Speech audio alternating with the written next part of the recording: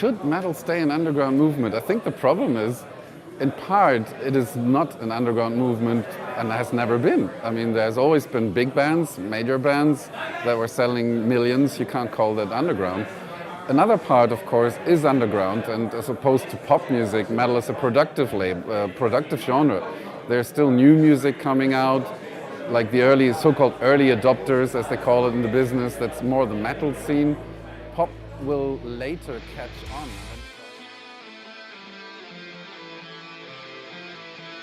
Some folks dig metal, while others dig for metal. And there are those who do both. Eclectic savant with an expertise on times before electric. An archaeologist excavating tools of yore, such as metal hammers, seamlessly transitions to role of writer for Metal Hammer magazine. A historian shining a light on the Dark Ages provides illumination also on that darkest of musical crafts, black metal. Join us as we headbang our way through history, stage dive into current events, everlasting guitar solo a trench through ancient mulch, to exhume bone shards of wit and wisdom buried deep underground with modern sage and tender Teuton. Gunnar Sauermann.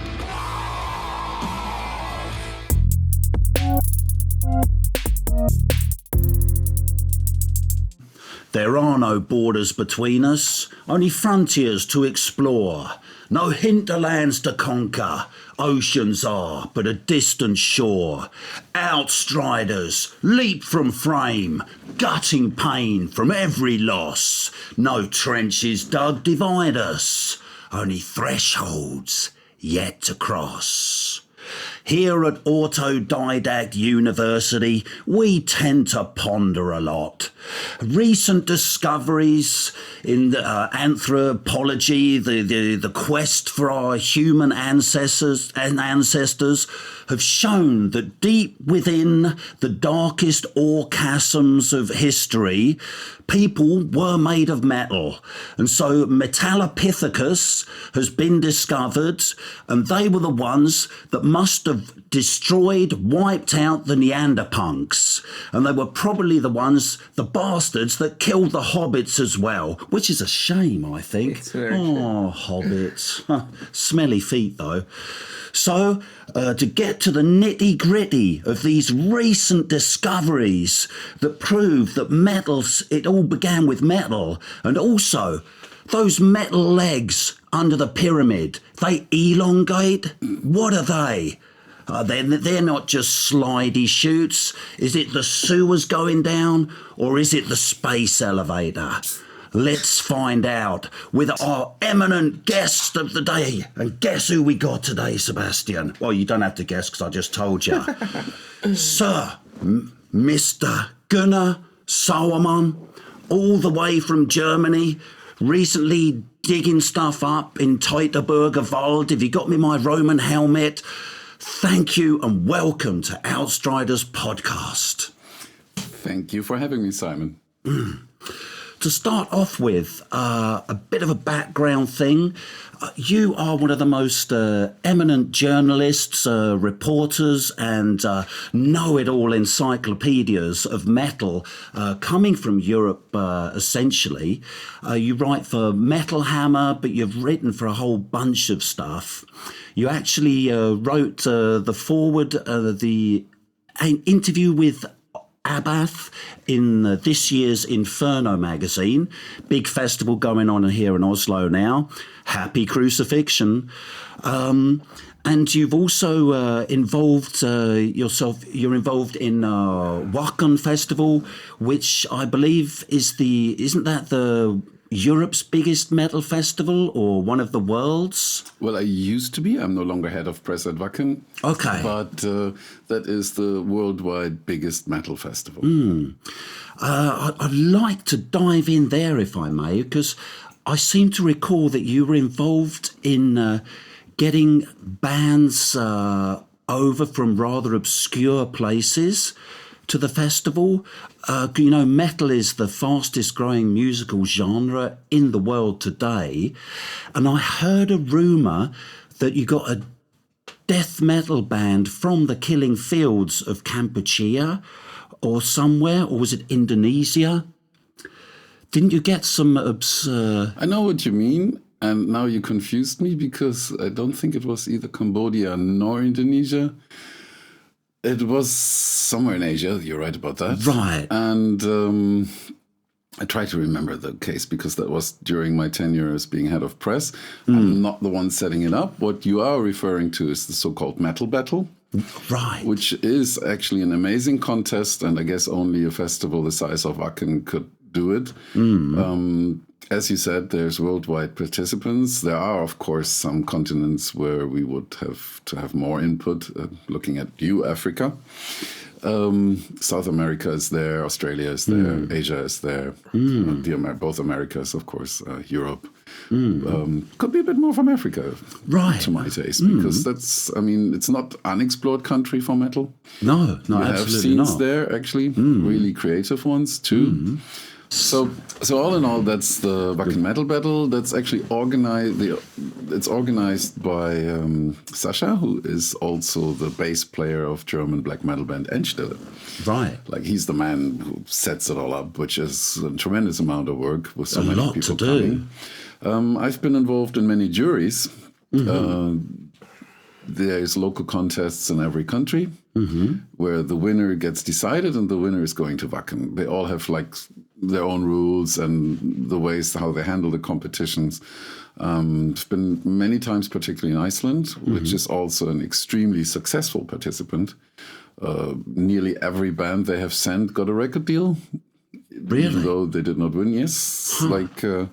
That has been a country that has been exceptionally successful. They've hit way above their weight, haven't they? When it comes to look music at population, but like when it comes to creativity and musical prowess, that is an amazing country. It is, yeah. Thorstein Kolbeinsson, he was the one setting it up, and he still is the one setting it up.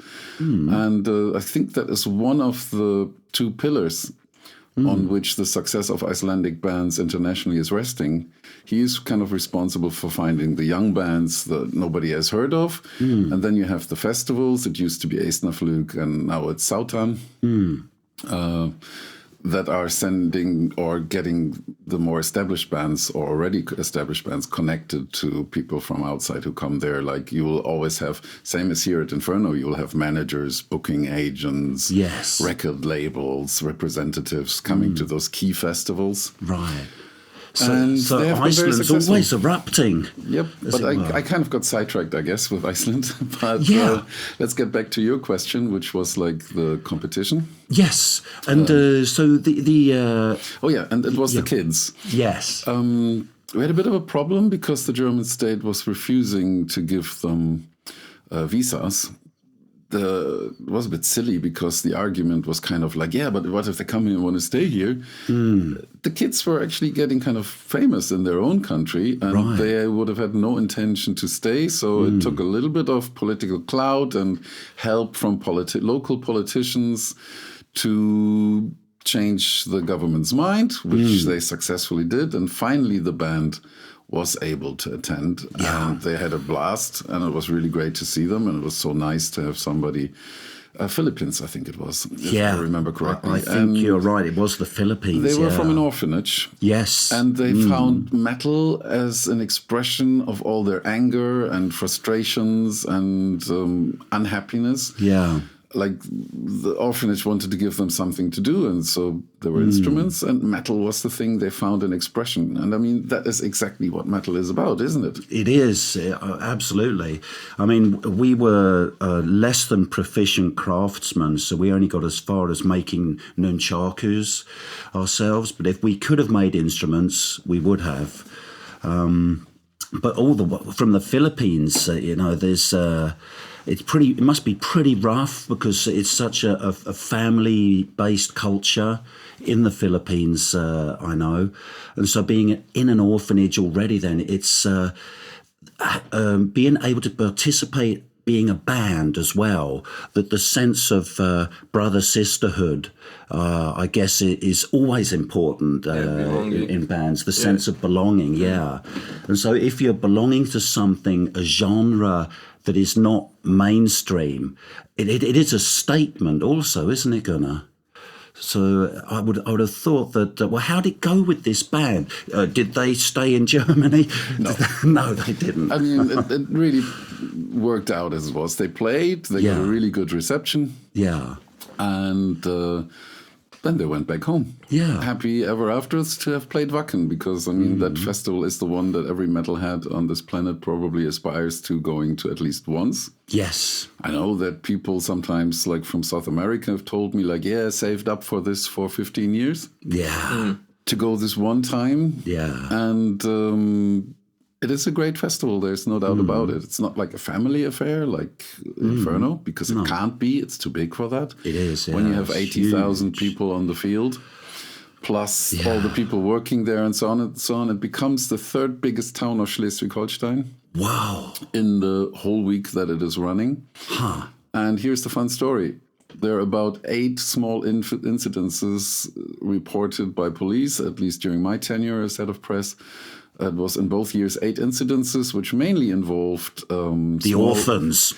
That's typical. They start a little gang, don't they? One of them starts this Oliver Twist all over again. No. Oh no. It was basically some small grams of marijuana found by one or the other visitor, which no longer would be punishable, so that statistic would even go down. It doesn't count. And then 1 or 2 instances of you bunked my girlfriend, bam. Yeah. And but that, a full week, 80,000 people, every countryside discotheque in Germany will have more trouble and more instances on one weekend. Way more. So you have 80,000 people from different regions. You have Israelis and Arabs camping next to each other happily without actually bothering each other. Yeah. You have people from different parts of the world, from different cultures, and it's a peaceful event. Yeah. Despite the fact that also, of course, they're metalheads, they drink immense amounts of beer. So when it comes to violence or bad behavior and other incidents, it's not just a matter of alcohol, obviously. Obviously not. When you have 80,000 people drinking beer like stupid and nothing happens, so what actually is the problem here? It's not just the beer, is it? No, obviously not. It's some cultural context or something, or I was going to say perhaps metal appeals to the Neanderthal genes in us perhaps a bit more, but then since it appeals to everyone all over the world, the Denisovans as well, then what are you going to say?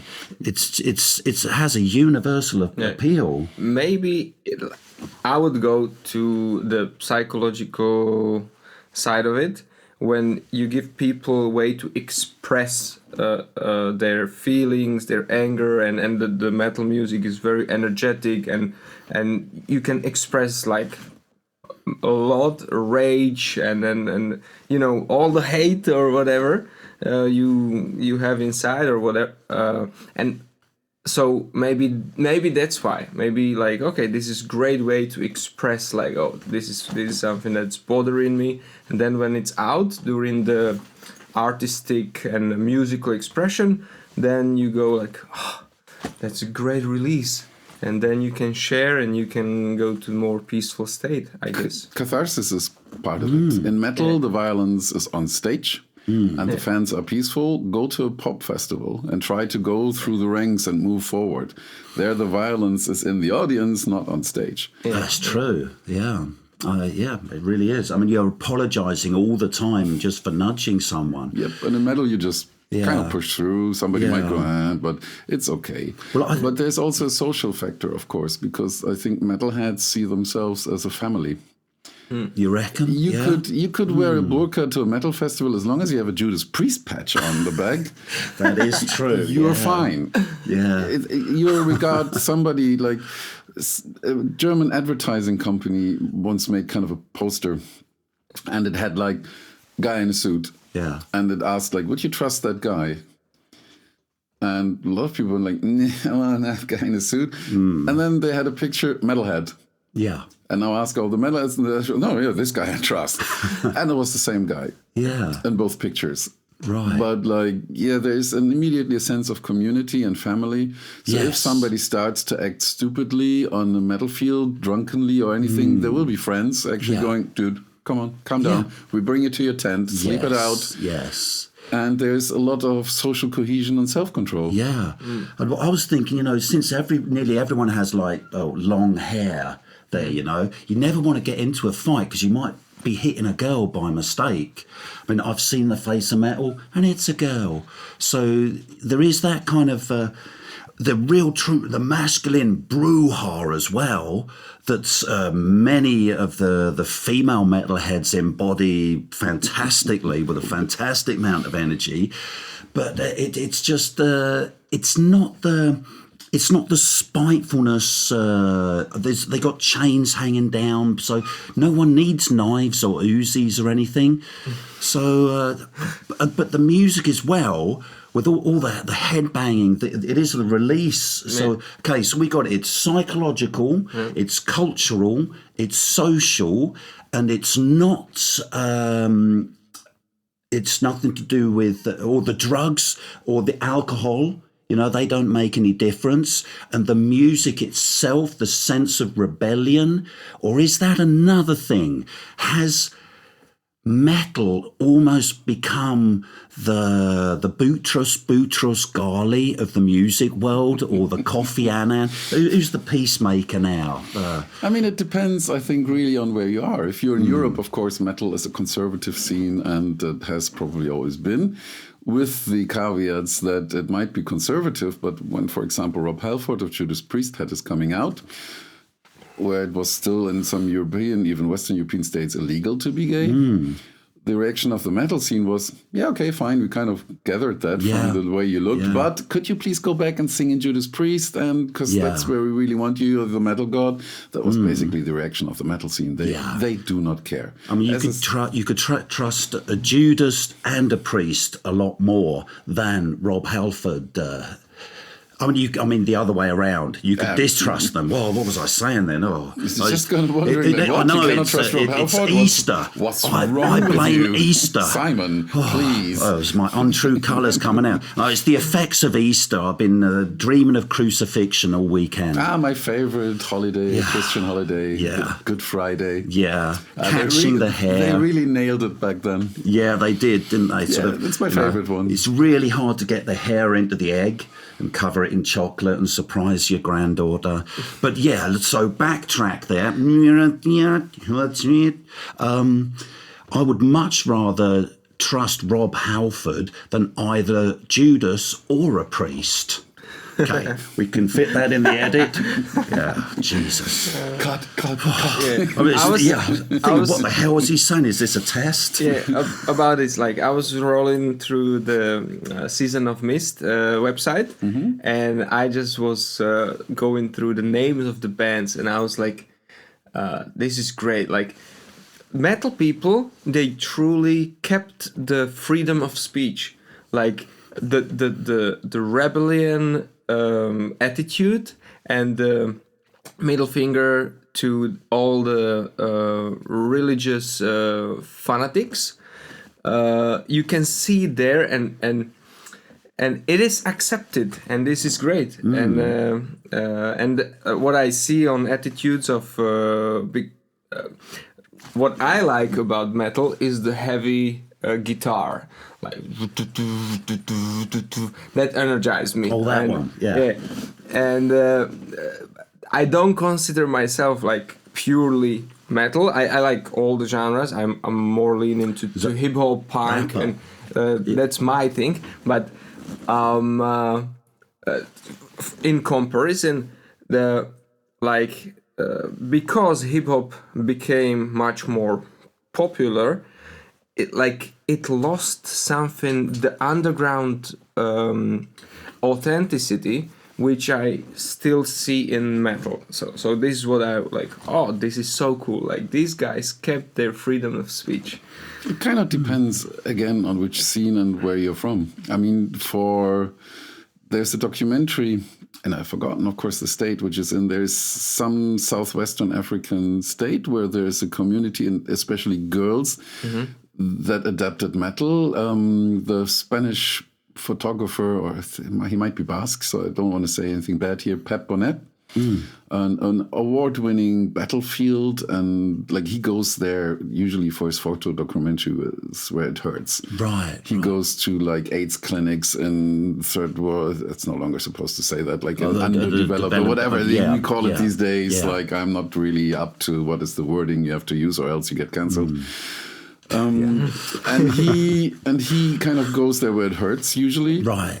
But he also started to discover metal. He's been in Wacken many times, like Pep Bonet. I hope I said the name already. And you'll find it on his website. There's also this documentary about these metal girls, and they see it as something, as an empowerment. Yeah.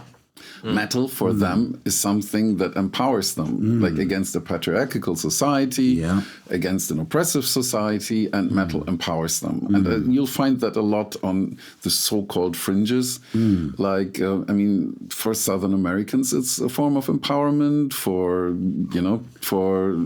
people in Eastern Europe, it's a form of empowerment. Yeah. It's the places that are not like saturated and well off. But then again, in our societies, we also have people that are not rich and like on the fringes of society. For many of them, again, metal is a form of empowerment. There are outstriders in every nook and cranny of the globe we live on, that's for sure. And the point about metal is it's a broad church. You can come and you are welcome as long as you play along to the rules. Yeah, don't burn it down. Don't be an idiot. Yeah. Like basically, it was the motto of the Eisnerflug Festival in Iceland. Yeah. Their motto was, don't be an idiot. Yeah. And I think that's basically the only rule that attaches. It doesn't matter which political conviction you are. There's Christian metalheads. I mean, we're here at a black metal festival right now, which is not so Christian, obviously.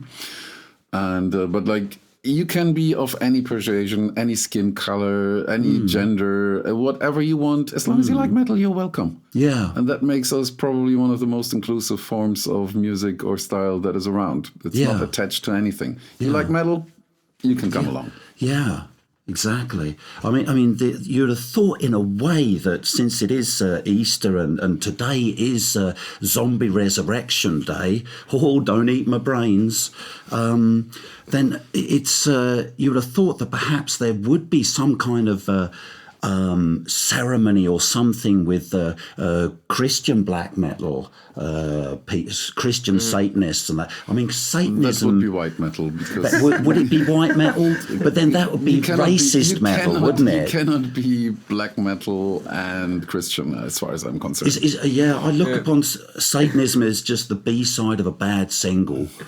But... but they can't call it white metal. Crusader metal, maybe, but that sounds a bit violent. I was just going to say that's kind of being frowned upon. It is righteously a bit. So. Yes. I don't think a song like Crusader by Christer Berg would, or maybe even Crusader by Saxon, would work nowadays. Yeah, the rape and pillaging of Acre. We still remember. Yeah, so it's very difficult to label anything these days. And I must admit that when I listen to metal and someone tells me the genre it is, then it doesn't really register. You know, which type of this? This is new metal, or this is death metal. No, it's obviously Holocaust metal, and the variations there. But it's like with house music as well. It sounds like techno to me. No, this is jazz fusion jungle. But the categories and that for the people inside of metal, they do seem to matter a bit more. It does and it doesn't. It's both things at the same time, of course. And there's also shifts, like the term, for example, Gothic metal. Yeah. In the 90s, that would probably refer to bands like My Dying Bride, Moonspell. Yeah.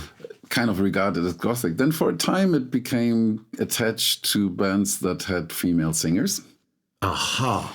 So then that wasn't liked anymore. Then somebody came up with a great idea to call it female-fronted bands. Then somebody realized that's a really stupid idea. Do we call all other bands male-fronted bands? Yeah. So that doesn't work either. So I don't what if know. They turn around? And then it kind of went back to actually call that it didn't matter anymore if you were female fronted or not, and Yeah. it just became whatever genre it is, like symphonic metal very often, or death metal, and whatever. So it went kind of circles. So gothic metal now is kind of again back to being a term that could be attached to many things. Just anyone who wears a make, well, they all do. Yeah, that won't work. So no, it's really difficult to so categorize. terms can shift in meaning. Yeah. But it is important. But it's also absolutely not important.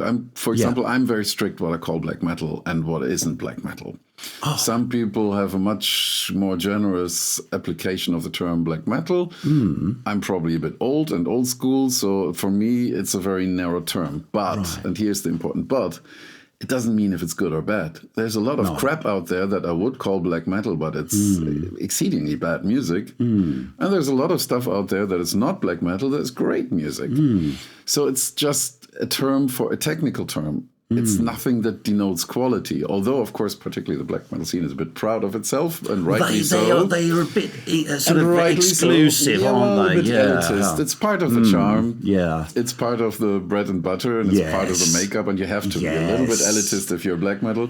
You cannot mingle with that hoi polloi from the death metal scene. Unwashed, uneducated masses that just listen to brutal music, which has one emotional expression only, which is right, and that's it. That's the only. It's the grimace with the tongue out. Black metal can express everything. Oh, I'd say you're doing the Maori war dance, of course, sticking your tongue out like that.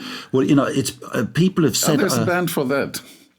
Oh, there is, yeah. I just, of course, forgot the name, but there is a band from New Zealand that is doing exactly that. Yeah, I saw a clip of it on YouTube, so I'm going to check that up further. They're doing cool stuff. So if I could remember the name. Well, there was the Mongolian band. The Who. The Who. Yep. Booyah! Yeah, that's kind of interesting. I mean, the time of that's the Khanate. That's the one I sent you, the Genghis Khan one. Oh, yeah. When it's, The problem with Genghis Khan, of course, is that was a genocidal maniac, more or less.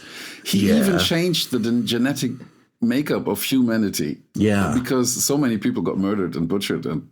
Yeah, he did.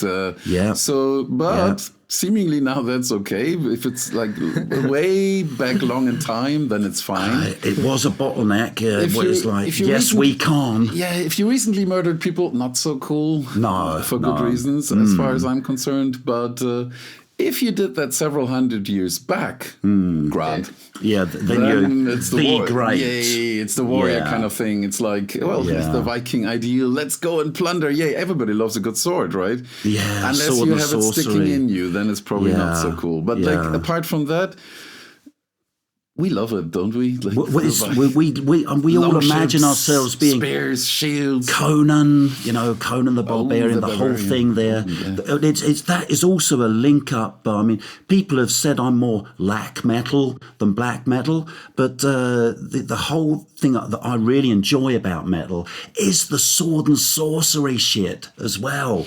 Well, like the covers it's a test of your Toblerone. I'd buy albums just for the cool covers. Well, what do you expect from males? And like many people in the metal scene, let's face it, are males. And of course we like our swords and a little bit of violence. At least in the movies, doesn't have to be actual. We're all chain males here. And I mean, the image of the barbarian through time, even with the Greeks, has always had two sides. There was the destructive force, the destructive barbarian that is uncivilized, and it's the opposite of the polis, where the Greeks go and vote. The citizens are slaves don't, but everybody else can vote who isn't a slave. And the barbarian comes as the destructive force from the outside, destroying everything because he's too dumb to understand what he is touching. Yeah. But there's always been the other side, even with the writers in antiquity, which is kind of like the nature child, the innocent ones, the ones that still have like the family values, the old traditions, like the projection of the noble savage. It's this projection. The barbarian always had those two images, and you kind of have that in metal too. Yeah. Like kind of, there's of course the destructive barbarian. That's Yeah. probably more the black metal one. But you also probably have a little bit of that noble savage. That's more the power metal side of things. And you know, power metal has killed dragons. There used to be a lot of dragons, but since power metal has killed so many in the lyrics, they're all gone. Yeah. I think we have to blame power metal for that. I think we have to. We have to blame someone anyway. And it's kind of an environmental disaster. Nobody ever speaks about that, No, mind it's you. a power switch off. Yes, they all blame black metal for a lot of things, but nobody talks about what Yeah, power metal did. all the species that have gone extinct Have you because of seen a metal. unicorn recently? Well, a dream one, or in a nightmare? No, See, no. It power was a metal. Rhinoceros. Again, power metal. Yeah, I'm pointing to, I'm looking the at you, power Pegasus plucked, wings plucked. So the fantasy creatures that are fast disappearing from our fauna, it is the power metal vibe. Well, so yeah, well they got to unplug themselves perhaps and get less clenched. I think. Kill the dragon. Oh, well, anyway, but that's their themes, isn't it? That is the very much the fantasy themes and everything. So, and they always kill their dragon, apparently. That's a thing with them. Yeah. So yeah, they are gone. Yeah. I guess that's probably also why you have less dead dragons now in their lyrics, because they. Well, I heard crocodiles are filling the niche. Oh. I mean, they've got saltwater crocodiles in Florida now, and they're. Florida? I thought they were Australian. I know, but the salt crocs. Because someone had to have one as a pet, of course, and it got out. Oh. And there's even Nile crocodiles in Florida now, and they're deadly killers. And they found crocs now 200 kilometres out at sea. So even the sharks are worried. So I think the crocs are filling the niche. And those like plastic shoes or something. What the Crocs? the crocs that should be socks. Yeah, well, you know, socks and sandals is a very German thing, mind you. If you combine a shoe and a sandal, it should be called a scandal. Okay, that's where the Czech people got it from. Because I'm Slovakian. Yeah. And we always make fun of Czechs because they wear socks and sandals and to high Tatras. That's so funny. Like they got the mountains, yeah. I'm kind of not surprised. Like, I used to play a game with a friend of mine, like an English bloke, when I was living in Dublin. And we were in the Liberties. And the game was Spot the Tourist. Oh, yeah. And he, after a while, was like, why are you so damn accurate in spotting the Germans? It's because you're one of them. I was like, no, just look at the shoes. Sandals with socks. Yeah, like, there's another pack of German comics. No. Damn Germans. So like, well, I call them scandals anyway. But interesting. I didn't know the Czechs were doing it too. Yeah, embarrassingly for the Slavic tribes. They left something behind in Sudetenland. You know, a lot of ethnic Germans live there, of course. Not anymore because they got driven out after World War II. And they left some of their traditions behind. That looks like. This is interesting. But also, I mean, there's a reason for it. I lived in Marseille for 8 years, and of course, when you're in southern France, it's bleeding hot. Yeah. You don't wear socks. No. Because it's too hot. Yeah. Germany isn't really that warm, you know? And like, exactly. So there is a reason to do sense, that. Yeah. Quick question. I've heard that Czechs are more genetically similar to like Bavarians than to Slovakians. Any idea about it? What does archaeology say?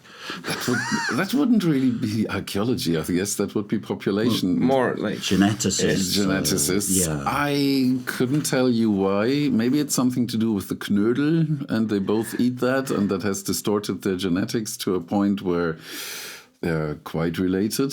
Knödel is this white like, bread? Yeah, it's not this ball formed, like made from whatever, wheat or whatever, bread stuff. You sort of knödel it it's together. Kind of like balls. And maybe with potatoes sometimes they do it. I think potatoes? it also exists with potatoes, but I'm a northern German. We don't eat that kind of stuff. Like, no. Okay. Well, are you from Schleswig-Holstein? No, I'm not from Schleswig-Holstein. All right, okay. I'm an Oldenburgian. Oh, okay. and the real Oldenburg, which is Oldenburg in Oldenburg.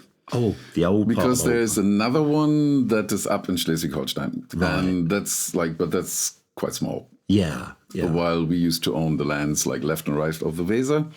So we could tax the people from Bremen, which was really great. When we weren't plundering the Hansa ships, we were doing that. Yeah. That's why they had to get all those animal musicians, because the real ones couldn't afford instruments, I suppose. A long tradition, a lot of traditions there. I was reading today, there are distinct differences between, I know you're a lot into sort of like ancient Nordic culture, ancient Germanic culture, ancient loads of cultures. Well, I studied archaeology and linguistics and also Old Norse and that. So that's a field of interest. So what would you say were the main differences, because everything's Nordic culture now, especially in metal, ode in all the runes and that, and all the romanticism, all the exactly, all the romanticism we behind play Viking metal only. Yeah, exactly. We're Maoris. What you going to do about it? They had a really interesting warrior culture. It's really fascinating. Fascinating, so, You don't want a bunch of them charging at you on a rugby pitch. No, you wouldn't. No, I mean it was them and the Nepalese that the British had to the Gurkhas, the Gurkhas, and the Maharathis, the Sikhs. So the Brits have taken. They don't need Vikings; they had their own. Exactly. But that's what I was going to say. You might still end up with an Indian Viking band sooner or later. I think it's got to happen. It's bound to happen. It's a topic that is obviously fascinating on a global scale. Yeah.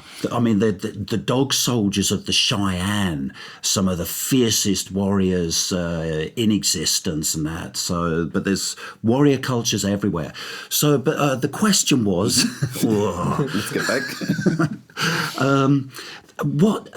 What would you say the main differences were, or which differences are there between Nordic culture and Germanic culture? Or are they sort of the same thing with different names? Now you're on a very interesting path. I think, do you have 6 hours? How long have we got? Okay, I try to explain that short term. Yes.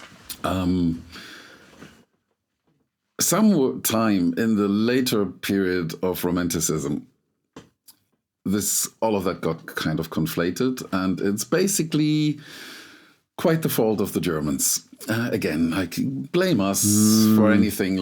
Sometimes we're innocent. We didn't vote Trump. That wasn't us. So, but anyway, what happened was, if you had asked somebody around 1850 or something, they would have been rather astonished that you asked the question, because Scotland was the rage. Ossianic poetry had Robert Burns. This was more the Ossianic poetry, which was, of course, a forgery. It was claimed to be oral tradition from the barge, but it was a guy called Macpherson, if I remember correctly. Right. And he had faked it all, but in Europe it was the rage. Everybody was in it. From German to... you have an Italian opera called Lucia di Lammermoor. I'm not joking. But that was the rage. And you had German composers traveling to Scotland, and everyone wore skirts. And even the French were into it. Everybody was buying into it. Yeah. It came to the point then when the national states evolved, and nationalism needed kind of founding myths to base it on.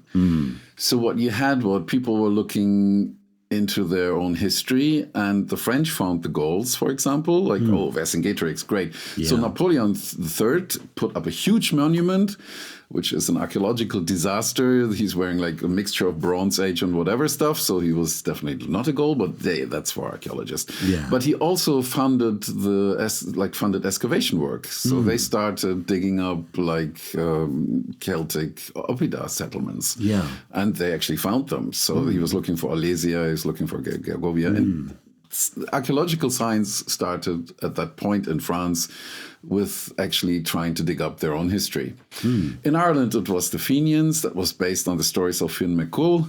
Well, they were still trying to dig up potatoes at that time, weren't they? Careful with that one. I think you're English, and I think the Irish might have a point or two. And I love leprechauns. Consensually. Listen to Primordial's song Coffin Ships, and you get an idea why they are not so happy about that. because that will. Well, if the ships are drafty, you're going to cough but them. Irish nationalism was also based on Irish story, and in Iceland, of course, that was like kind of Danish. Let's not say occupied, but like they were a Danish colony more or less, and. But they started to look from 1700s on, when they rediscovered the Eddas and the sagas. They started to develop their national identity along the lines of that. And then you had Germany. And that was lots of little tiny states. It was, wasn't it? And while most European countries had already been on the route because they had central states based on a king, like even the Scottish got clubbered after 1746. Culloden. And the France had their kings that centralized it. Louis XIV, like the 14th, he started to tell everybody you have to speak like me with all these nasals. And forced everybody to get the arrogant nasalization of the Ile-de-France. Oh, that's where it comes from. Yeah. It was the bastards in Paris. The Gallic nasal. It was the people in France, like the poets, like the troubadours and everybody in the south of France. They didn't have all these nasals. No. And they had a beautiful language. But that got killed by the Paris becoming a central state. Anyway, being too snooty. I digress. Oh, we're digressing lots again. Of central states. It's ADHD University. It is. So everybody had their national list. Yes. Their national, not the myth, not list. The myth. Everybody had their national myth. Germany was kind of looking for it. They must, because there were so many different places to look for it. For example, and also then some people, like for, what's his name? Great composer, actually, but not very fond of... Wagner. Wagner, thank you. That was, my mind was stuck on that. So he and others, they tried to champion the Nibelungenlied. Parsifal and... no, the Nibelungs. Oh, the Nibelungen. Parsifal, that is Arthurian. That's Arthurian legends, and that's another topic. But like Lied der Nibelung, but there is a problem with that one. Yeah, everybody dies. Oh, they do, don't they? Siegfried dies. Everybody dies. They're all dead in the end. Hours to die, though. Yeah, and they sing along while they do that. Like, that's the most annoying thing. It's like it's echoes from beyond the grave. I'm all within 5 hours. I'll probably be dead. It's endless. Yeah. But there are two things going on. So that didn't really catch on in Germany. No. And then linguistics started to evolve, and they found something that, for example, there are language families. And, well, there's the Indo-Germanic, as it used to be called. After the war, people in England started to switch to Indo-European. Doesn't matter, really. It's like, because they found that the language, the Sanskrit in India, is actually related to the English language, and so on. What the weird Aryan? I mean, what the hell is an Aryan? You know, it's a... Well, that's a really... well, I can tell you. It's all over the place. That's Indo-Iranian, actually. Yes. I'm not really sure why that term got adapted. I have no idea. And then, like, we Germans should be Indo-Aryans. Why should we be Persians or Indians? I'm not really clear about. I mean, make a rug in 5 minutes. But anyway, I mean, they have a great literature, and it was found that Sanskrit is an Indo, like we're related linguistically. Yeah. So with that, they found that there's language families, and then you ended up also rediscovering Tacitus, and he wrote the Germania. Tacitus, but that's of course is the Roman perspective on things. It is. But that's something that kind of related to Germans in a way, and it echoed. But still, we're kind of amiss. And then Bismarck made the German Empire by first kicking the Danes in 1864, really hard. Kicked them out of Schleswig-Holstein. Well, yeah, he took, but that was actually the fault of the Danes themselves, because they broke the treaty, and England was guaranteeing the treaties, and they thought England will bail us out again, like the last time against the Prussian. But since they were the ones breaking it, England said, our hands are tied. Yeah. So Bismarck got his way, and in 1864, then in 1866, he managed to kick the Austrians. Yeah, trick them with logistics and railways. Well, yeah, railways were a good thing. And suddenly Austria was out of Germany. Oh, yeah, good thing, thank you. Well, they got revenge, though, didn't they? I mean, those were the guys starting basically the 30-year wars, because they wanted to put Catholic religion back to all of Germany. Yeah. The Swedes kind of bailed us out a little bit. With Gustav Adolf helping us, the line of the north. From the north. The 30 Years War, didn't that kill off about more than a a third of German males? Maybe even more. Maybe even more. The 30-Year War has shaped German history like none else. I believe it also so, yeah. cemented that there was lots of little state and the peace of Westphalia. Yeah. So that plays a role, but that's another story. Oh, We're at the Germanic thing, so let's we're get Germanic back to that. now, yeah. So and then in 1871, Bismarck had kicked the France's backsides very hard. Louis Napoleon III. So that was kind of revenge for Napoleon. Yeah. The Prussians finally got theirs back because, as you probably know, Germany was occupied by the French. Yeah. Napoleon was actually the one who started Germany on track of nationalism. He made the Reichsdeputationshauptschluss, very German word, very long. Yeah. But with that, he created bigger units. He eliminated a lot of the tiny states. He took a lot of actually property that the church had amassed through forged testaments and everything and gave it back to the states. So he actually, and of course, he made Germany realize, hey, we're kind of all related and the French are on top of us and they speak a different language. Yeah. And they're now telling us what to do. So he sparked German nationalism. Yeah. So anyway, but that's again another story. Sorry, I it's digress. extremely interesting. I digress though, because, again. But let's get back to the Germanic thing. Yeah, so where were finally, we have this idea of a language family. Yes. That gave some Germans the great idea, like, hey, we can borrow our national myths. We just take it from the north. So Germany starts borrowing Odin, Thor, everything, because they realize, Donnerstag, Dona, Thor is related. Yeah. Linguistically, same they kind won't of notice. god. So we can simply go and borrow Scandinavian history. That's what Germany did. Huh. Then things got, of course, worse, because then you had people like Mathilde von Ludendorff, like the widow. Was that the wife of... she was the wife of General Ludendorff, First World War. Yeah. And of course, the First World War, especially the Versailles Treaty for Germany, was a giant problem. It didn't turn out well. It was like German haters like Clemenceau who kind of made it. The American president had warned, if you do that, you'll have another war. He was probably right about that. Yeah, he was. Yeah. But of course, that's only one factor that leads up to Second World War. But that was an extremely Lloyd unpopular George had treaty, enough trouble. and it ruined German economy. Yeah. And that led to other problems. But anyway, we're not talking modern history. No. But a new kind of set of ideas evolved. So they had borrowed Nordic myth and Nordic and the Eddas and so on. And like, okay, that's also ours. Not. But they just did. And then they started combining all that with the new sciences of biology. Oh, yeah. And phrenology. Now, there's a forward-looking science. And then we have the pseudoscience of race science. Yeah, phrenology. And then you combine Nordic myth with race. Yeah. And then you start this babbling about the Aryan race, and you take the German language, and then you propose there's this ideal. This is actually coming from people who don't look tall, blonde, blue-eyed, do they? Like a certain Adolf, a certain Heinrich, and so on. They are certain... Or like... They don't really look what they're kind of preaching to people, what they should look like. Yeah. But anyways, and of course all of that was bullshit. But this combination, that created then this kind of toxic idea of Germanic mythology, where you have it become attached with racist ideas and so on and so on. Yeah. So that's how we get there. And what was your question again at the beginning? I think the difference kind of covered it. And what's the difference? Yeah. German and so here's the difference, Nordic. because in the north, that is their sources. That's what they built upon, especially, of course, Norway and Iceland. Yeah. And Sweden kind of participated on that. But it's okay because, same thing. Yeah. But and they for developed Germany, it was a very different thing. There, it's a borrowed myth because they took it from the north. What would be the what could Germans base it?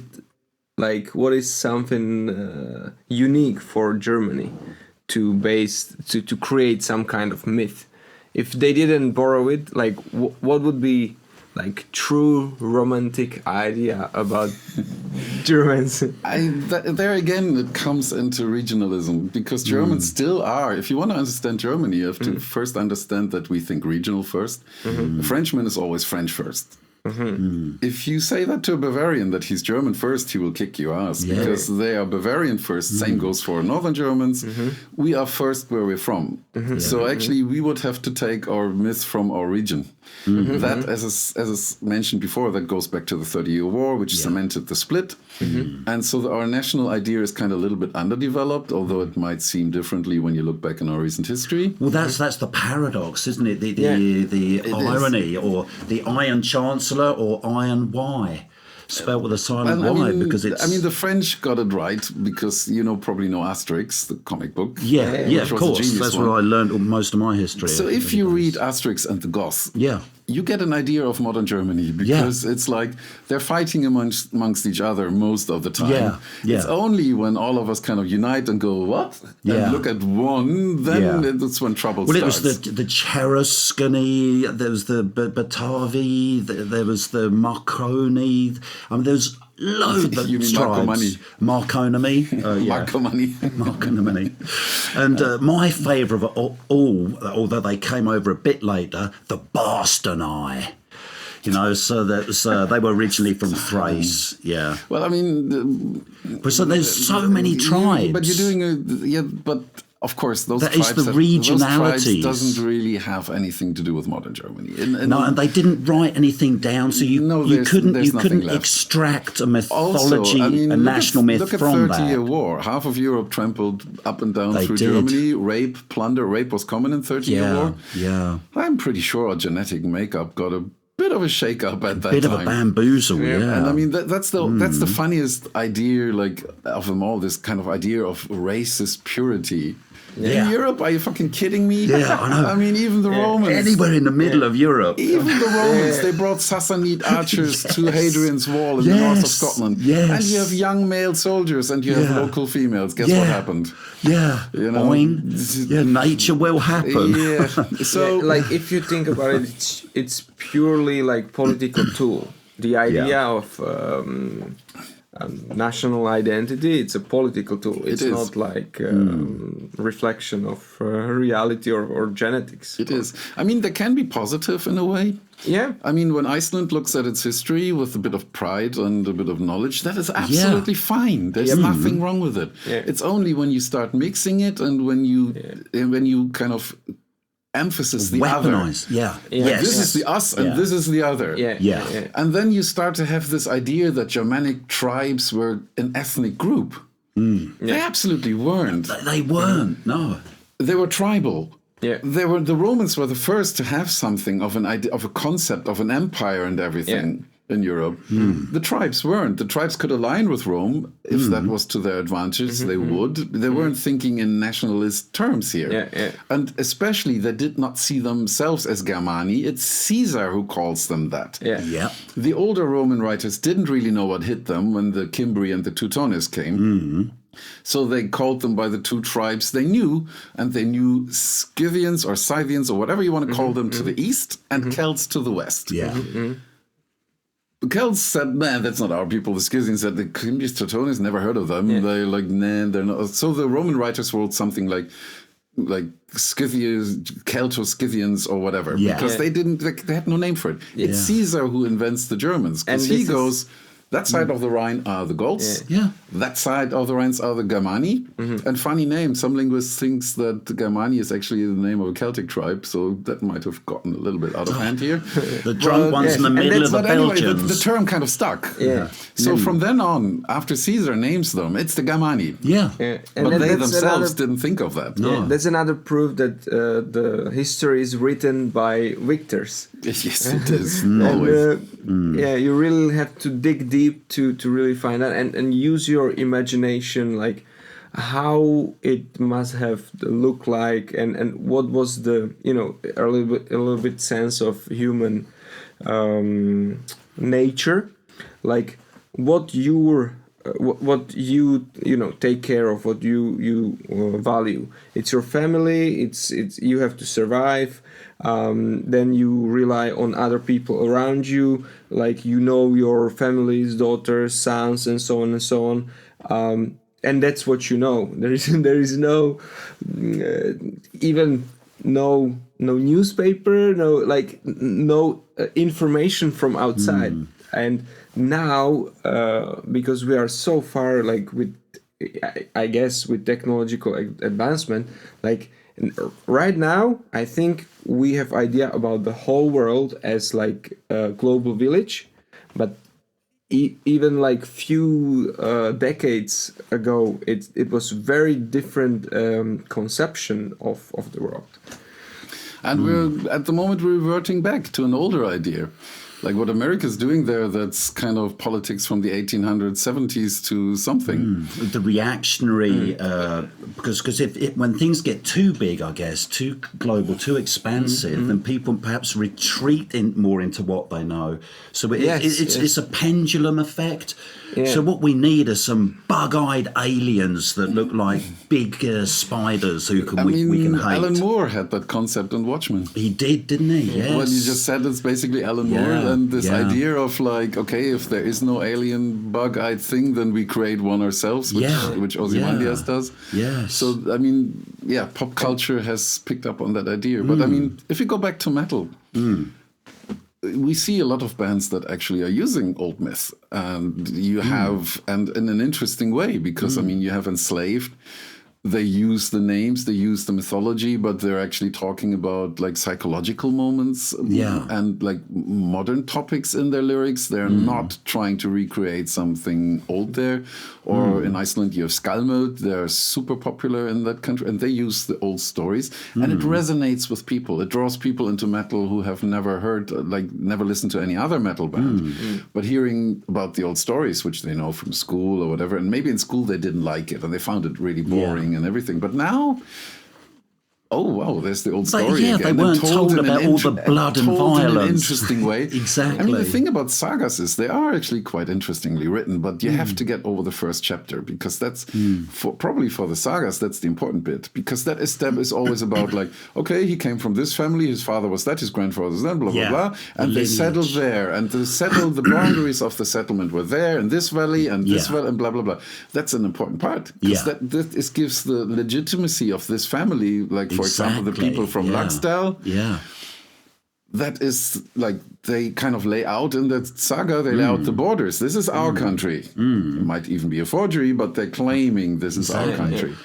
And this is our genealogy. So we are sitting here and we go back to the Landnama time, to the time that Iceland was settled. And these are our borders.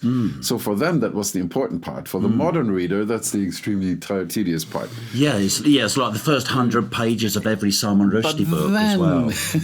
But then when the killing starts, and like then is when it gets really interested in their really quick told stories. Yeah. So anybody reading a saga, please do not despair. Just get through the first part. It is important in a historic context, might not be so important for a modern reader, but you'll get there, and then you will find a rich story that tells you a fascinating well, it's not history, but it tells you a fascinating story. Yeah. It is history. It's like the sagas are inaccurate. We know that.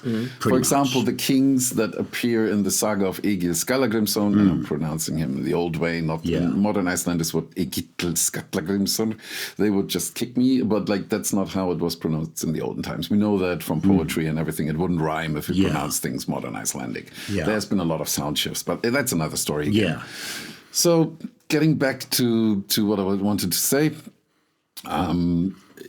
it's not accurate. It's not history as we would understand history. The Christianization as well of the later. And the English king in the saga and the Norwegian king. Odin being on a tree, reminds me of. That's different. That's myth. That's not a saga. Okay, right. But the saga, it will tell historic events. Okay, but if you look at Egil's saga, you're right. That doesn't mix. The Norwegian king and the English king were not contemporary that are mentioned in the saga, so that cannot be. But they're still important historical documents because they tell us of the attitudes of the time they were written in. They're reflecting society they were written in. They reflect all of that.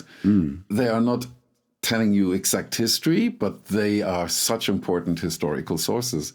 What you referred to, that was myth. Odin hanging on the tree. Funny story about that one. The only reason we have that still is poetry. And you, Really? now you So, might ask me why. Because you are a poet, so you will obviously I know. be interested in Was that it one. our fault? What did we do? Yeah. It's quite easy. Have you ever read the introduction that Snorri Sturluson has written on in his Edda? The introduction that The he wrote? introduction. Oh, I'm not sure. Yeah, everybody skips to the Gylfaginning, don't Yeah. Guilty as charged. But actually, Snorri writes, this is a handbook for poets, and they should study it carefully. For skalds, of course, because that's the Right, name of the yeah. old poets. Yeah. And there's a reason for the Gylfaginning, which is the prose part telling Nordic myth. It tells about Odin and so on and so on. You would one essential element in Old Norse poetry is the kenning, which is at least two element expression, poetic expression with a more metaphorical content. And now I'll give you one, and you will immediately tell me which god it is. Raven god. Odin. Thank you. Yeah, Yes. Hugin or Munin. Yes. Yeah. So you can only understand this kenning Yeah. in an old poem Yeah. if you know the myth of Odin having two ravens. You will not understand. Or Hangatur, the hanging god. Oh, yes. Again, Odin. So Odin has Yes. all these names in Yeah. poetry. His name is often not spoken directly, but kind of, Yeah. kind of so obscured yes. by using kenningar. Yeah. And you can also expand kenningar. You can take one expression and make two out of it. So it can get longer and longer, but if it gets too long, Snorri calls it rekit, and it's not good. Right. But these are so essential in Nordic poetry that you have to understand the myth behind it. Exactly, the context If you and everything. don't So that's used all the way through the sagas as well. They're using these metaphorical This is why Snorri stuff. wrote it down. Yeah. Because he was a poet, and you don't understand the poetry if you don't have that. It's not a pagan Bible, as some people seem to believe. And he was a Christian. He wasn't a pagan. He was a Christian, but he wrote it down because else you don't understand the poetry. He got some things wrong. We know that because we have other sources, like Gesta Danorum and so on. So even he didn't understand everything correctly anymore. Right, of course. So he was Because time had interpreting as passed, well. He was interpreting. Yeah. But he of had course to he had do. a knowledge that we don't have. So he is you have to be very careful to accuse him of something that you were wrong there. But there are some parts where we can say, well, we have other sources and they tell differently, and that seems to be closer to what fits. Yeah. But I mean, we have this tremendous insight, which is just a glimpse on the other hand. It's just tiny. And also, it is probably from different times and from different regions. Exactly. Snorri was collecting everything he could get.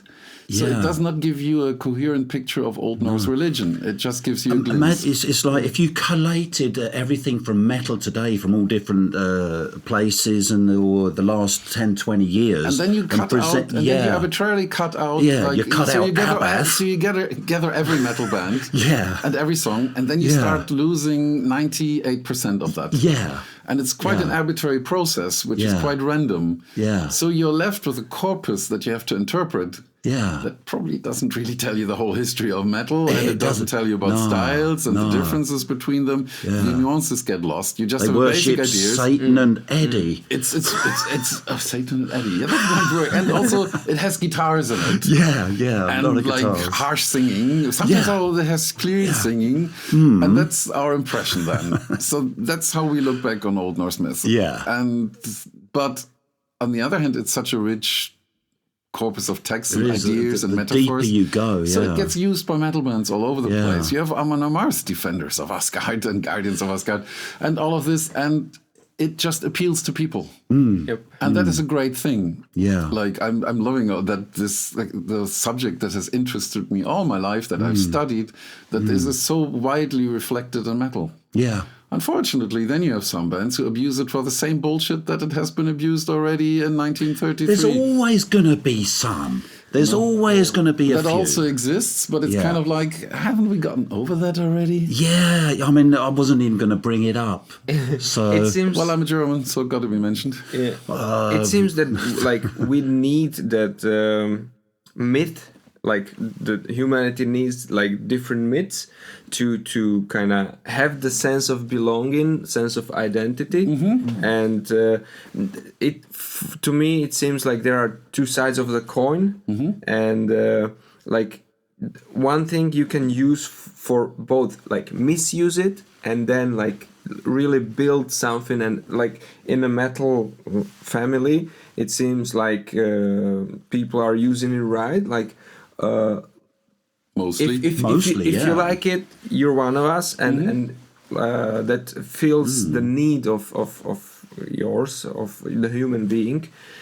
On the other hand, like as like throughout the history, many times there were people who misused it, and the funny thing about like humanity as masses, like we are prone to bullshit. We are prone to see that charismatic leader who will tell us like exactly, like on emotional level, he will tell you exactly where you feel that rage or that emotion that is common, and then just and then he leads you on the path, you know, as he sees fit.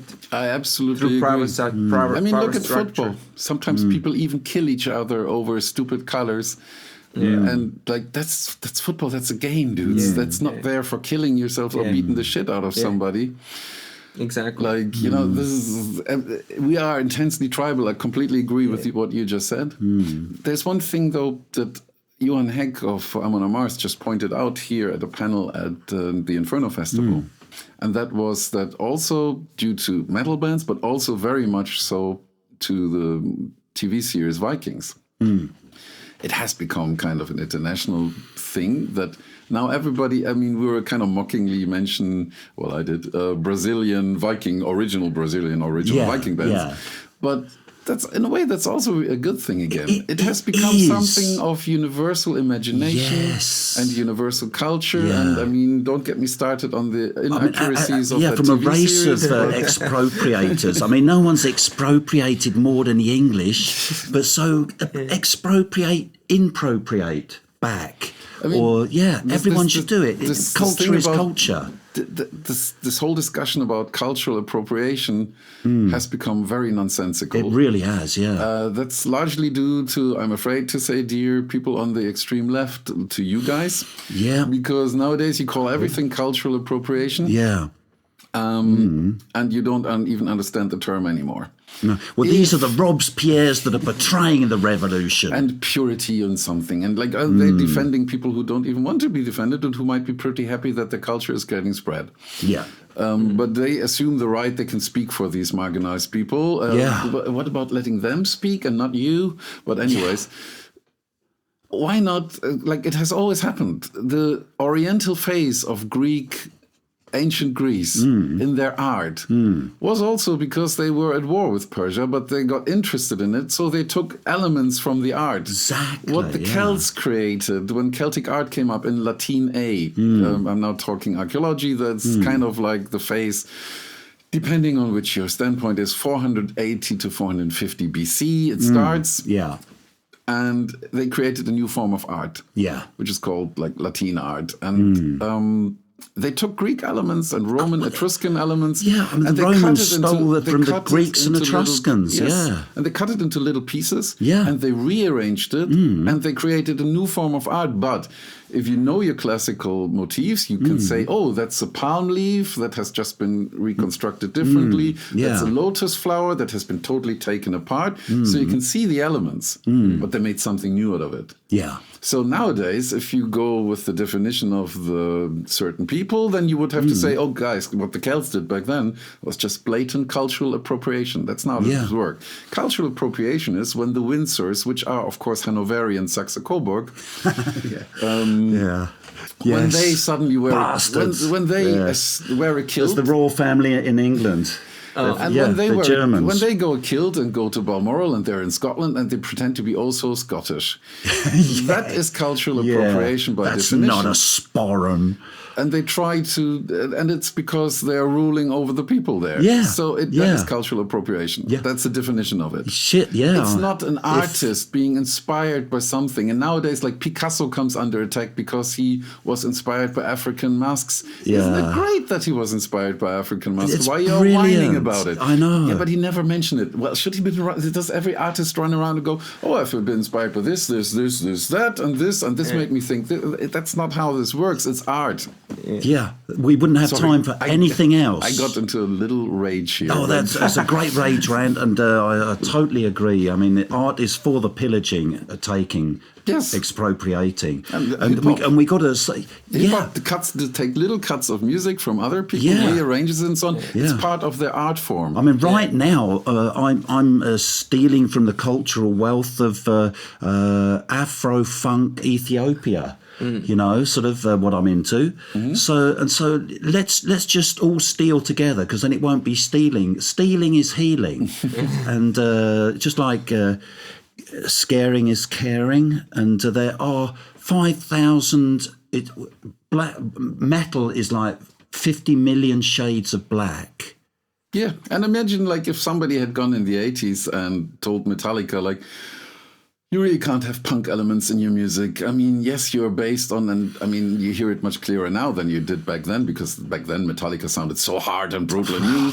But of course, they were based on new wave of heavy metal. They were based on modern and all of that. And then there was the energy of punk and the rawness of it, and they borrowed thrash and they took some of that. And this is how thrash became to be. Yeah. So well, how do you think the puppets feel? Imagine now the guardians of punk had gone and said, "You cannot do that. You culturally appropriate our punk It movement." was tempting, but yeah. But the metalhead before, it's like And we cannot metalheads have and thrash metal. punks. Yeah, the And now metal. let's cancel it, because like let's not have thrash metal. Yeah, the metal people learn to play their instruments. That's the main difference. Yeah, that was mean, right? Yeah. I do remember accusing an Icelandic punk band of having rehearsed. Oh, rehearsal. Puh. Grudgingly, they had to admit they did. It's got to be totally spontaneous. I Yeah. could hear it. It was Sagnmodiger. All right. And they're absolutely great guys. Yeah. And it was a lesson for me. And Yeah. I was like, they have rehearsed. I can hear that. Yeah, you can't learn to sing, Simon. You lose all your character. That's what I was So I'm told. like, guys, you have rehearsed. And I'm like, oh, yeah, okay. I wasn't allowed to have a single singing lesson. So, pitch is a bitch, but you're my bitch now. I mean, I have one of the most underground black metal bands. It was founded like really, really early. Voice of the Translator, we called it. Voice of the Yeah, translator. and then we had to split because our guitar player actually started to learn guitar before he was not able. We have never published anything. The name is, I think, out in the public for the first time, that underground. None of us is allowed to learn any instrument because that would go against our spirit. So, we had to sack him. Well, actually, I don't play any instruments either, because that's what the peasants do, musicians. And So I can't sing for shit. Like, yeah, as long neither as can I. So I Doesn't was matter. the ideal singer. As long as I can't sing, it's fine. Yep, that is perfect. But the one instrument, Aztec death whistle, that's a personal dream of mine, to become proficient on an Aztec death whistle, and then join maybe a sort of a traveling troupe of Aztec death whistlers and that, and sort of we could play at orphanages, all kinds of places. But that I'd was be so happy to have you, I suppose. Oh, maybe even Wacken. We'll find a real Aztec, but does that matter? You could probably live off the things they He's throw a bit of at an you. Inca. I'm sure we could live off of it. Absolutely. Cans of beans and stuff, like they all come flying. Pinto beans, if we're that going to would go be nice, ethnic. right? Yeah. Oh, we're dreaming and drifting off now. Yeah, we do it. Yeah. But, Ask me another question, because I'm babbling too much, but that is well-known fact. So No, but that's fine. We love your babble, and we here at Autodidact University I like hearing those lies, but yeah, go really on. appreciate lying into our guests. And you got any more questions there, or because I've got like 10,000 more? But we're looking at the time. Kronos is our enemy, and It was a titan, mind you. yeah, it was kind of tight, and time is a bit tight now. I'm not wearing tights, I wish to point out. I just hope I'm wearing underpants. I do, actually, in what you call it, in camouflage colors. Right, yeah. See-through mode's mostly mine. It's very metal. But Gunnar, is there anything? Okay, we're pretty good for another minute or two. Is there anything you'd like to say to us right now. Was there anything you'd like to talk about? I was going to delve into pseudo-archaeology, but that's it's like talking with Kim about woke, we'll be here ever. Next 8 hours. Next 8 hours. So what do you think's what exciting stuff, festivals and that, are you going to be at Wacken this summer? Because I used to be in Wacken since 1997. So you're sick of it? No, actually, I really like that festival, and I like different kinds of festival. I'm not like set to one. I'm a huge fan, and I've been here from the first edition, of course, of the Inferno Festival. You were telling me that's every impressive, single year, and same goes with the Hole in the Sky / Beyond the Gates in Bergen. Yeah. Like that's two of my favorite festivals. There is the Art Mania, because that's quite different in Romania.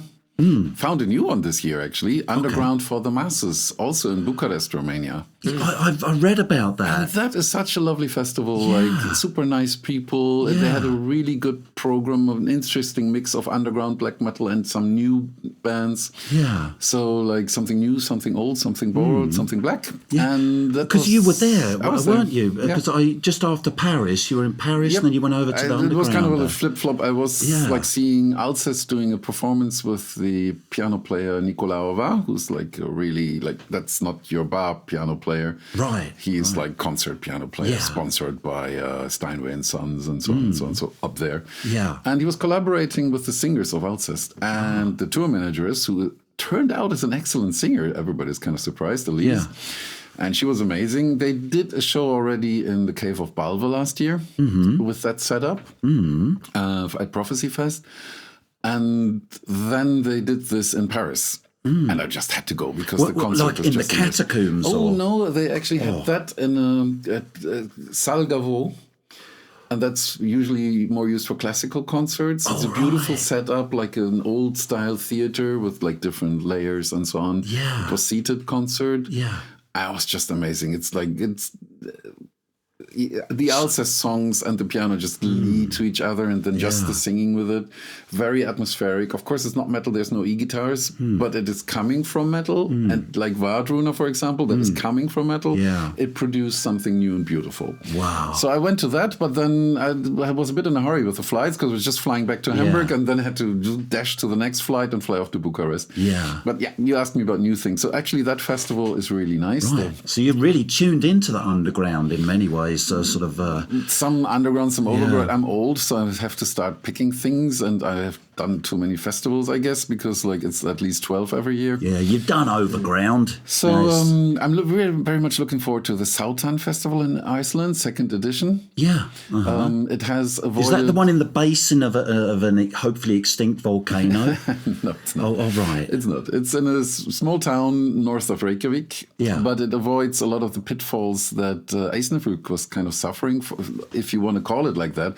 As long as that stayed kind of a local festival, it was no problem, because you have to kind of travel to the East Fjords, other side of Iceland. Right. 8-hour ride, or take a plane. Yeah. Like after you landed in Reykjavik, and then you had to get back. It was an amazing festival. I loved it. But there was a reason it ceased to function because of logistics and everything, and things becoming more expensive. Yeah. It was a beautiful festival while it lasted. Yeah. And kudos to the guys setting it up. Yeah. From Stebby, the first, to like the guys who followed him later.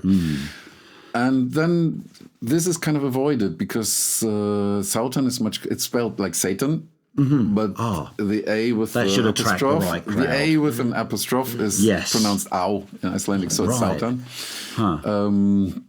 But it looks like Satan, so everybody should be happy. Satan. Ow. It's the Satan Festival, no, Sautan. But it doesn't matter. So anyways, and that's very close to Reykjavik. It's kind of just 1.5 hours or so. And so much easier to reach, so for international guests. And it has actually, as opposed to Neskjöpstaðir, where the Eisnerflug was, it has capacity for tourists. You don't have to take a tent, which in Iceland can be a bit cold even in summer. Oh, right. What if you just stand next to a geyser or something? You need a little bit more than socks and sandals there. So that's a really cool. Your feet that's a really cool off. one. And then I'm seeing, like, I might be coming again to Tons of Rock because I love being in Oslo in Norway. And that's, of course, another overground festival. I like the family festivals, but I also like the big one that are very well made, and that is one of them. Wacken, Summer Breeze, Tons of Rock. These are excellent festivals which have like bands that I usually don't really see, but I sometimes really like to see, like Tool. It's not playing at the festivals that are close to my heart. Right.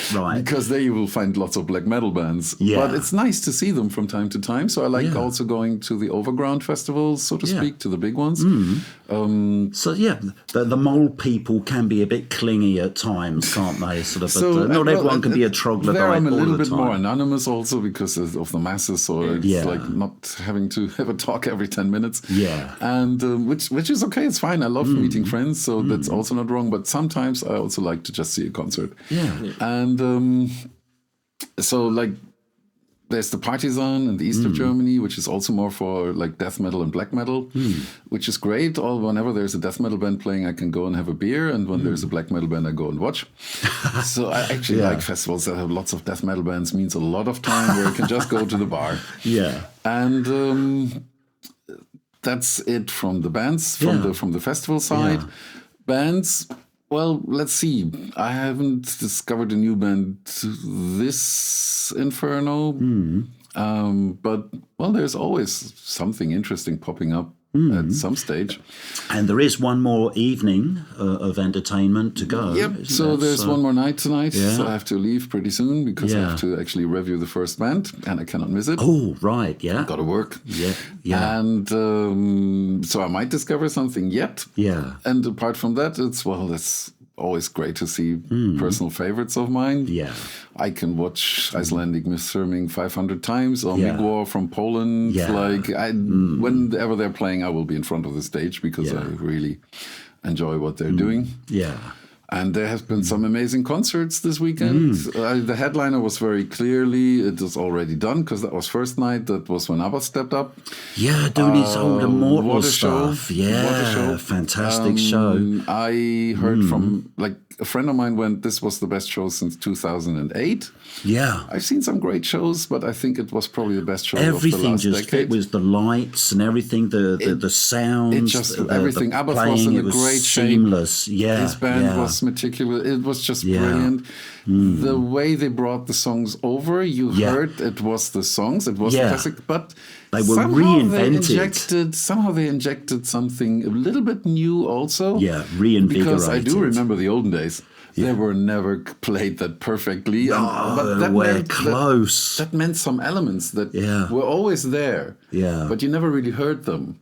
Yeah. They now came out and were shining. Yeah. But it was still your favorite song. It was still like One by One or like. It's still I could recognise some of those gay references I snuck into some of their lyrics. Blizzard Beast, Sun That Sank Below. And stuff like that, of course, you know. But it was a wonderful gig, here, guys. But it was a fantastic gig. It was an gig. amazing show, and that show alone would have been worth being here. I think, like Jan Martin, who's sadly passed, one of the co-founders of the festival, and basically it's heart, soul, and brain. Yeah, he made this billing, he created it, and it was just another one that had his handwriting all over, a perfect balance of things. Yeah. And I think what Abbas did there was like delivering such a worthy tribute. Yeah.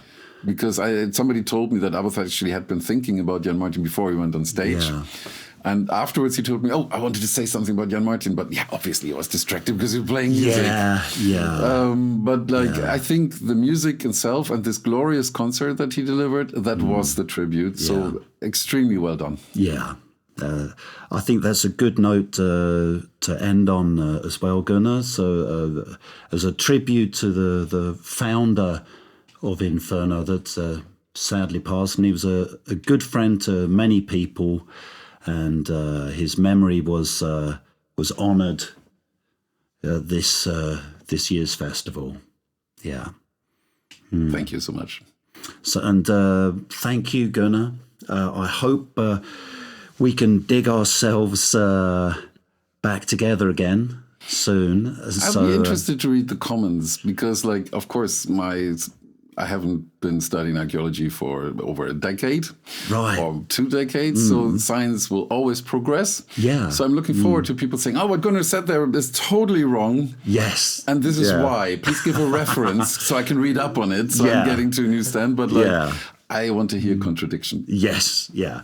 It's like I don't even dare write anything on these Graham Hancock stuff now, because whatever I write, there'll always be a contradiction. I mean, that's like a swear word for Gunnar, you know. Jesus fucking Christ, like that man. And like, why does such a dingbat who has just pulls off bullshit out of his ass with not a single piece of evidence, just like free conjecture out of like, yeah, well, here's the road of Bimini. The what? What road? The Caribbean one. Yeah. It was, the Bikini